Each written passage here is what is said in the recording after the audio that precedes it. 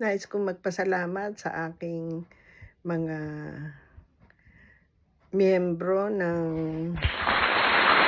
Miss Angel 56 at, growing pa.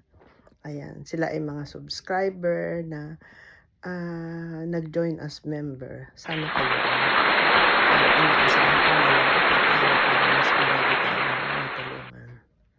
Ayan sila.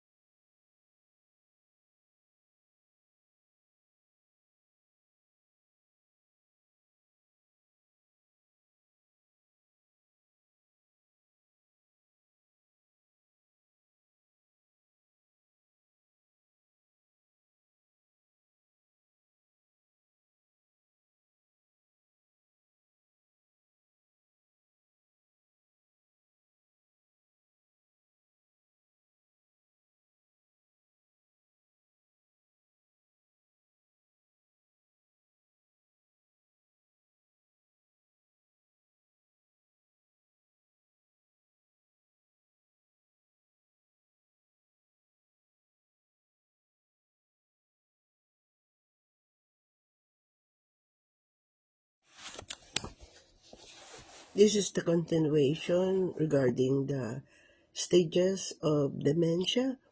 Now we are on the moderate. Behavioral changes start to be seen and employment is usually not possible. They may no longer be able to live alone and require supervision to stay safe. Ibig sabihin, ang may moderate dementia, yung kanilang mga ugali ay nagbabago. Ayun, ando na yung mga ugali nilang nagiging aggressive dahil na nga, marami na silang hindi magawa, na ang frustration ay nandun na at sila ay hindi na talaga pwedeng makapagtrabaho. Nangangailangan na sila ng kasama at hindi na sila pwedeng iwanang mag-isa. Karamihan sa kanila ay hindi na alam ang gagawin, na maaaring ito ay maging dahilan para sila ay madisgrasya o maging maglaro ng kung ano dyan na maaaring maging dahilan ng sunog or kung ano ang mainom nila na hindi pala dapat inumin. Kailangan sila ay may laging kasama para sila ay safe. The memory of recent events is poor. Napakahirap niya na maalala kung ano man yung nangyari kahit hindi pa matagal.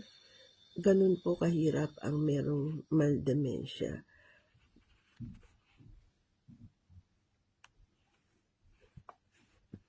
The memory of the distant past may be better, but details may be confused. Lagi na sila confused. Ayun. Hindi na nila maalala kung ano man yung katatapos lang na pangyayari. Halimbawa, meron silang ginawa, katatalikod pa lang nila, hindi na nila alam yun. Kung may naiwanan, may inilapag silang isang bagay, hindi nila maalala kung ano ba yun o saan niya ba yun nailagay.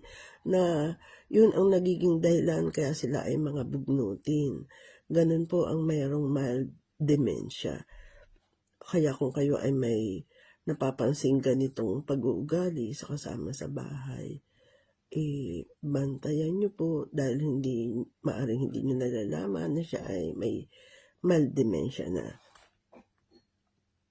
Families may be upset when their names are confused and become anxious when unusual behavior, personal neglect, or walking about wandering are reported. So, karamihan po sa merong mild dementia ay mapapansin nyo siya ay lakad ng lakad at ang pamilya ay kadalasan hindi makapang-unawa na nagagalit sila dahil nga kaharap sila, kamag-anak sila, hindi alam kung ano yung pangalan ng kaharap na kinakausap. At wala na siyang sa sarili niya. Ayun po. Hindi niya na alam ang mga bagay-bagay para sa kanya. Yes, honey. Ayan po. Ganyan po ang merong mild dementia. Hindi na sila pwede magtrabaho. Kailangan ang talagang pagbabantay para siguradong sila ay safe. Maraming salamat at may kasunod pa po ang video na ito. Ang huli, ang advanced at severe dementia. Maraming salamat po lahat.